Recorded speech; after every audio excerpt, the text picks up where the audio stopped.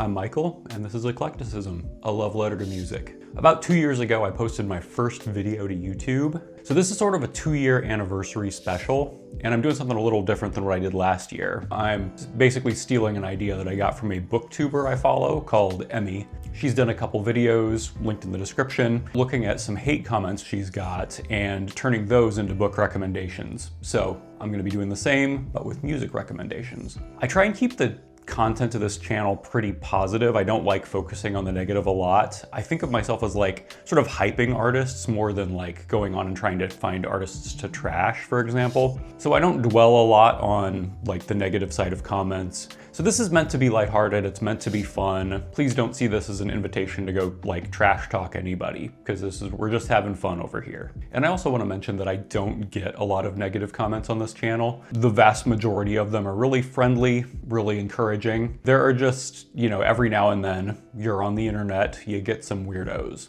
We're gonna focus mostly on the weirdos today.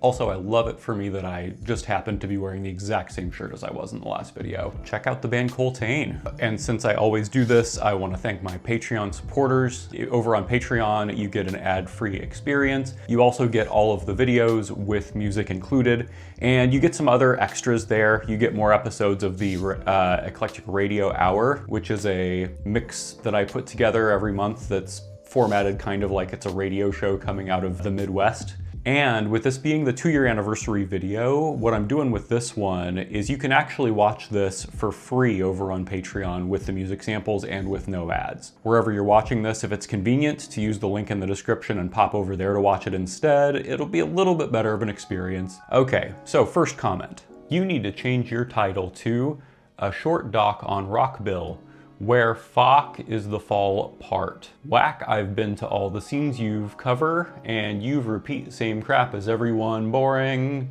Laughy face, laughy face, laughy face. Also commented before I saw the first comment, this was weak as Fock, laughy face, laughy face, laughy face. And then a third comment, I can't trust anyone that wasn't part of scene or been to any shows. Has this guy have? So one theme I noticed in the negative comments that I get is the idea that if I wasn't at shows during a particular music scene, then I shouldn't talk about it. I shouldn't think that I know anything about it. To address that first, I'd like to recommend a YouTube channel by someone named Abigail DeVoe. This is a young woman who knows more about most of the late 60s music than most of the people who were there.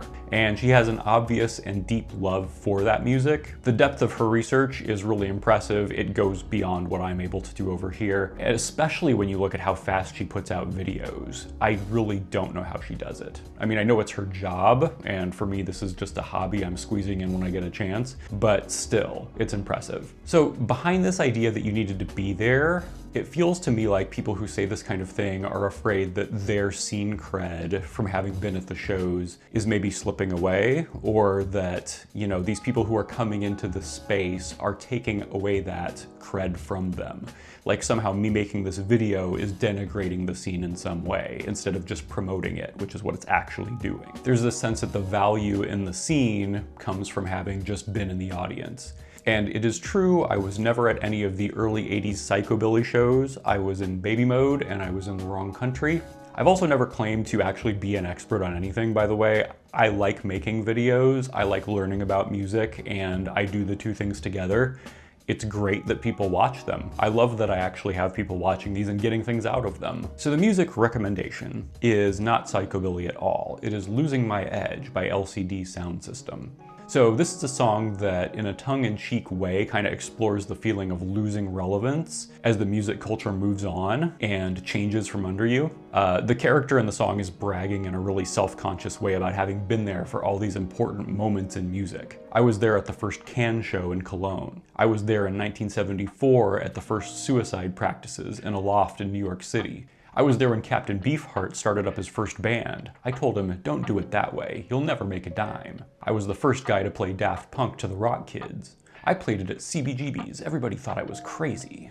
I've never been wrong, I used to work at a record store. I had everything before everyone. I feel like there's a sadness throughout this song about having been there, but now seeing that there's this new generation who knows even more is even cooler. The kids are coming up from behind. I'm losing my edge to better looking people with better ideas and more talent, and that are actually really nice. To be bothered by some random dude on the internet making videos about the history of psychobilly, like bothered enough to leave 3 comments in rapid fire with a total of 9 laughing so hard you're crying emojis, I feel like there must be some level of nervousness to that laughter. Comment 2, such an ill-informed video. Not mentioning Anathema or Caius proves you don't know the genre. You just want some views.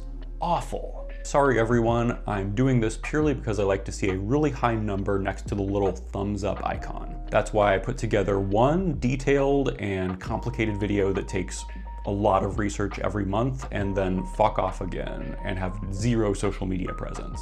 So if I were wanting to hunt for likes, I'd be talking about current controversies. I'd probably have a video on the new AI Ozzy Osbourne plan, which is silly, and I do have things to say about it. I'd be talking about all the nonsense controversies around Chapel Rowan and how unfair they are. I would focus on negative content because that does better, and I've, as a content creator, decided to avoid that altogether. So if you actually look at it, I'm breaking most of the rules for how to be successful on YouTube. I will say that I really enjoy working on thumbnails, and those are important, and I've learned to love them, even though at first I just found them the most annoying part of the whole process.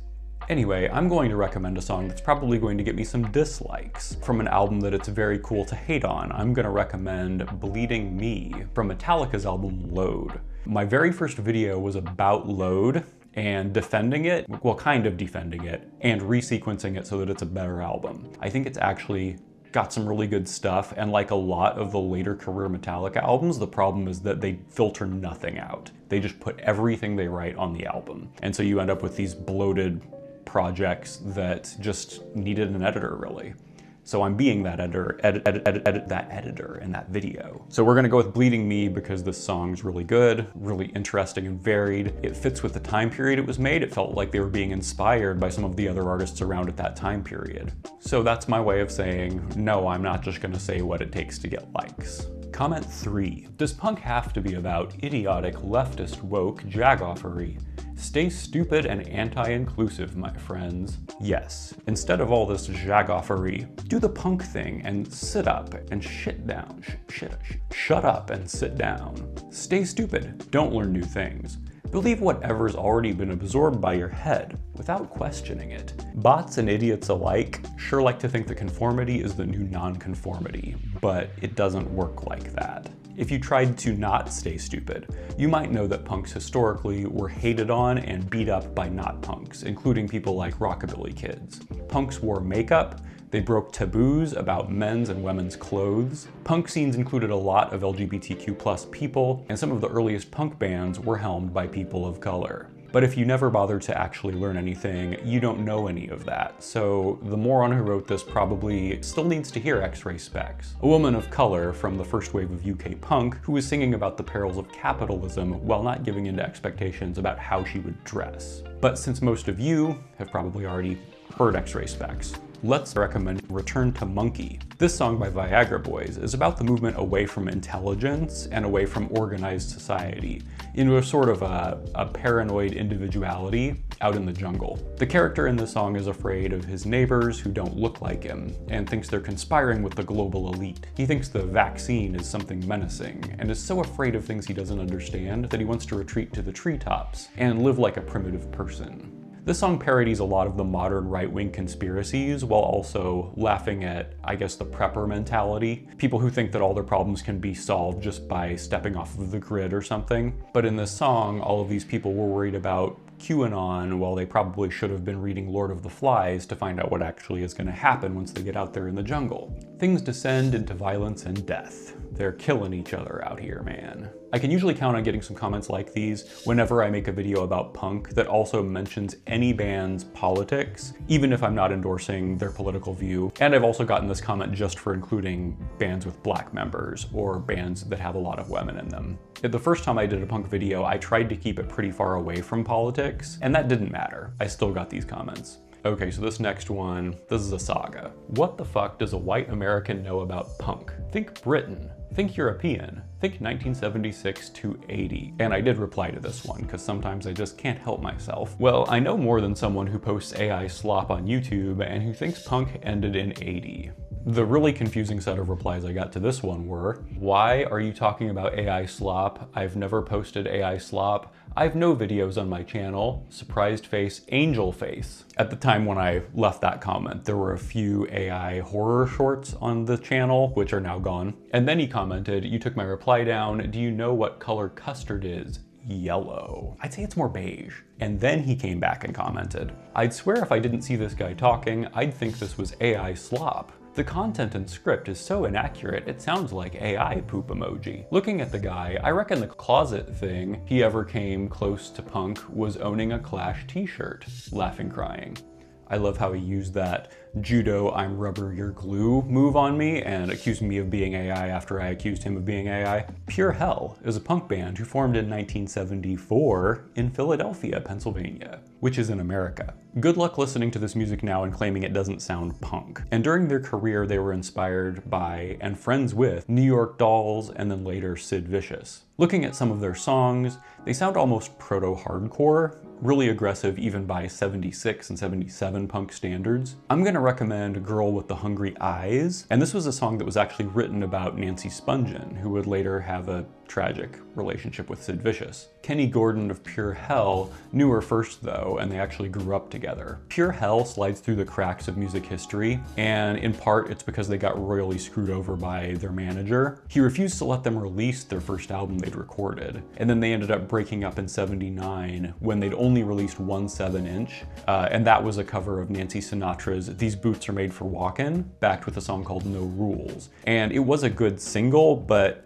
since it's a cover of a Nancy Sinatra song, it feels a little bit more like a, like a gimmicky thing. It didn't really show the band's range. But thankfully, their music's been released on a compilation more recently called Noise Addiction. If you like early punk, please do not sleep on this. Pure Hell, to me, I actually prefer this compilation to some of the classics of early punk.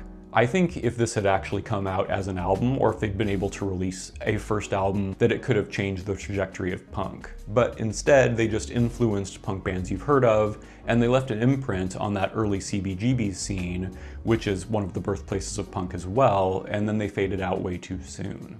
Good video, but are you JD Vance's political appearance stand-in double? I don't get bothered by most comments, but this one hurt. I'm sorry that I got that. I'm sorry that I got that. As a reply to my 9 of the best female-fronted punk bands today video, such a thing doesn't exist. I gave a flippant reply, as I do. Replying to that, they always just make second-rate singers. I'm gonna try and assume this comment is slightly less stupid than it looks on the surface. Like Jennifer Hudson, Sade, Adele, Susie Sue, Nina fucking Simone. Have you heard of them? So let's assume that means women's vocal cords don't produce the kind of vocals I like to hear in my punk or my metal music. If we give the benefit of the doubt, it's still a stupid comment, but we can at least give an interesting recommendation, right? I don't know why I just started referring to myself in the third person, but it just happened. So one woman who has a voice that seems like it was custom made for punk music is Brody Dahl from the Distillers. Her lazy drawl and the whiskey-soaked grittiness of her voice is, to me, the essence of punk. All 3 of the Distillers albums are really great punk from that era. And if you want to hear a woman absolutely killing it as a punk vocalist, listen to any of their tracks. I had a really hard time trying to pick a song for this, and I actually just ended up sitting there and listening to all of their albums again. But I'm gonna go with Sick of It All, the opening track from their second album, Sing Sing Death House.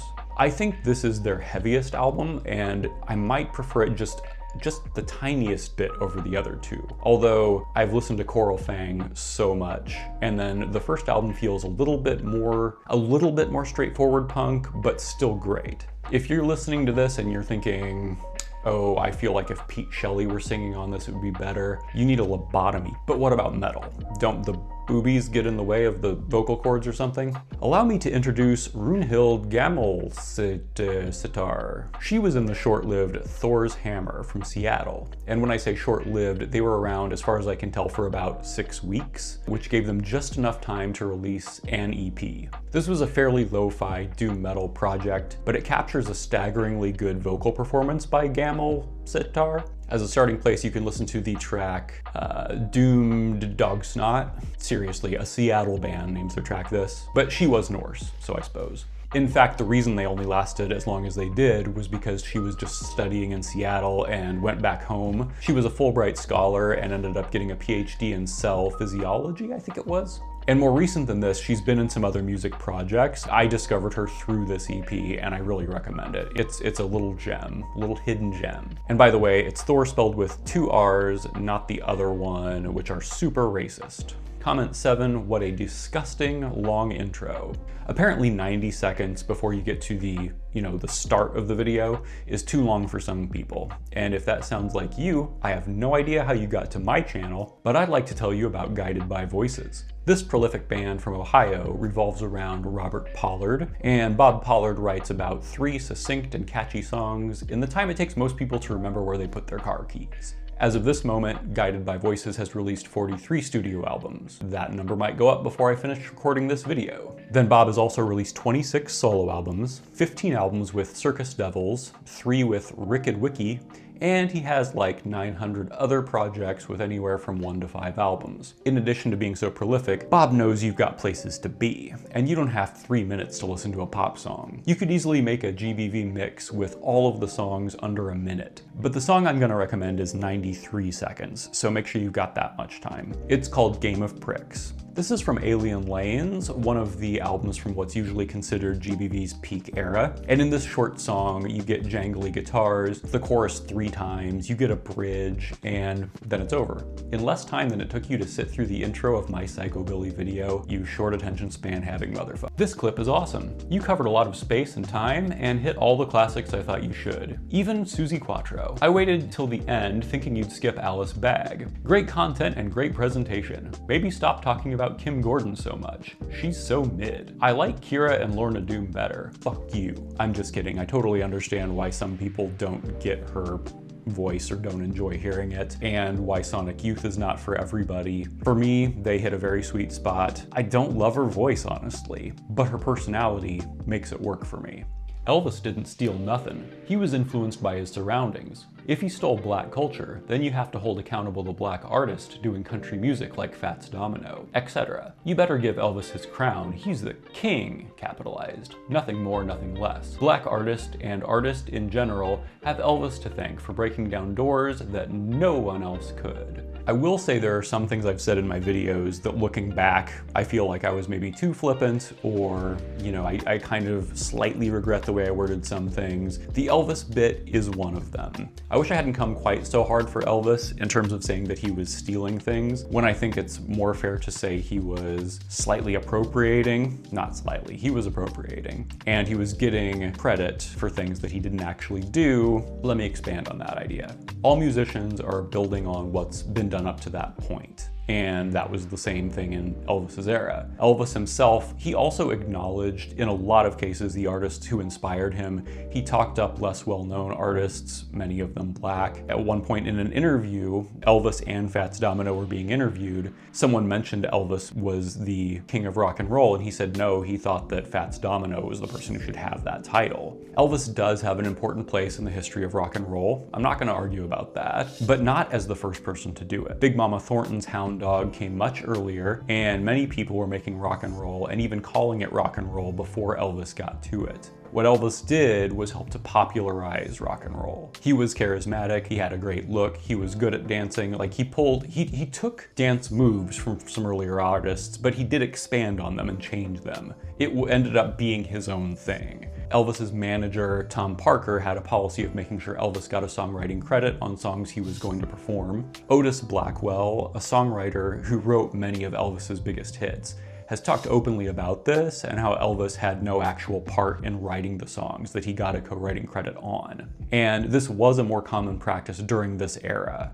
Elvis apparently never read his contracts, so he always evaded blame for this arrangement, but by avoiding learning about something, do you then get a free pass on it? Elvis would have actually been the first person to perform Dolly Parton's I Will Always Love You, but Dolly Parton read what Parker's proposal was, and she didn't want to give Elvis a songwriting credit when he didn't write any of it. And so she ended up turning him down and apparently cried about this because she really did think he was the person to sing the song. And I should probably also acknowledge that Tom Parker fucked over Elvis himself. He worked out much better arrangements for his own benefit than for Elvis or other artists. When he sold off the rights to Elvis's early catalog, he was the one who was going to be making royalties off of it, not Elvis. So Elvis's estate doesn't even make money off of his catalog from before 1973 because of this manager. So does it count as stealing if someone else steals it and then gives it to you repeatedly, like all of the time, and you let that person keep stealing for you and giving you things? But was it silly for me to put the title King of Rock and Roll next to Little Richard? Yeah, that was goofy. Is it also just goofy to call anybody the King of Rock and Roll at this point? Yes. I cannot wait to see this comment section. Okay, this one gets weird. So this was in reference to me making a quick reference to the artist Varg Vikernes and his band. I don't even know if that's how you say his last name, who's very influential, but I hate having to fucking talk about him. Stop virtue signaling about Vikernes. He killed a guy who tried to kill him, then became the black metal Eminem of Norway. He's just a 6'3" Norwegian nerd who trolled the world after his fight. His fight being the time when he stabbed someone to death and went to jail for murder. I replied, as I sometimes do, it's not virtue signaling to call a piece of shit. People are allowed to say what they think on the YouTube. And his reply, for sure, and also in real life. Everyone is a piece of shit, so it's a moot point. One piece of shit weighs the same amount as another piece of shit. You don't have to pretend like you're any better, or show the world you're worthy by denigrating someone else. I replied again. Oh, I do think I'm better than Varg, though. I've never burned down a historical building to impress my fellow edgelords, or spread toxic ideas about the dangers of